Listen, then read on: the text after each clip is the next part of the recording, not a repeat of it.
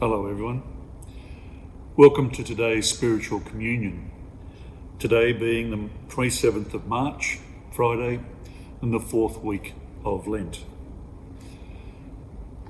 As we do, I'd like to share with you now the Gospel for today, the Gospel according to John. Jesus stayed in Galilee. He could not stay in Judea because the Jews were out to kill him. As the Jewish Feast of Tabernacles drew near, after his brothers had left for the festival, Jesus went up as well, but quite privately, without drawing attention to himself. Meanwhile, some of the people of Jerusalem were saying, "Isn't this the man they want to kill? And here he is, speaking freely, and they have nothing to say to him. Can it be true the authorities have made up their minds that he is the Christ? Yet we all know where he comes from. But when the Christ appears, no one will know where he comes from." Then, as Jesus taught in the temple, he cried out, "Yes, you know me and you know where I came from. Yet I have not come of myself. No, there is one who sent me, and I really come from him. And you do not know him, but I know him, because I have come from him, and it was he who sent me." They could have arrested him then, but because his time had not yet come, no one laid a hand on him. The Gospel of the Lord.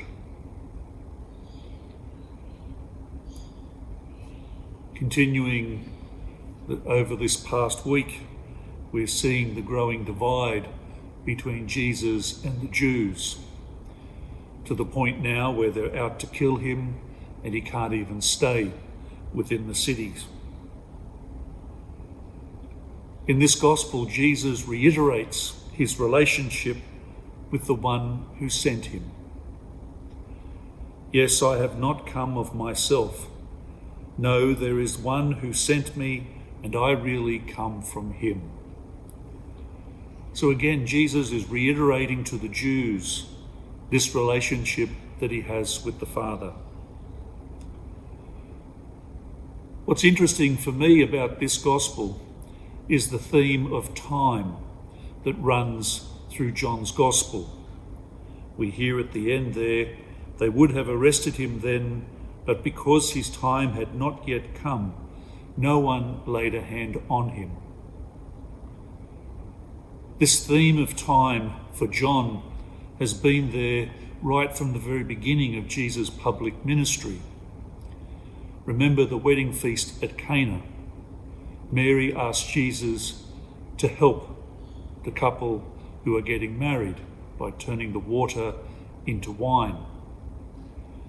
And Jesus at that point says, "My time has not yet come."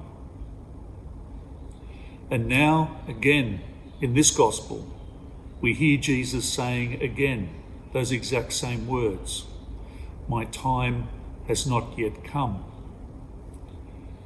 And yet, as we come to the end of our Lenten journey, we know that Jesus will get to the Last Supper and he'll realise that his time has come.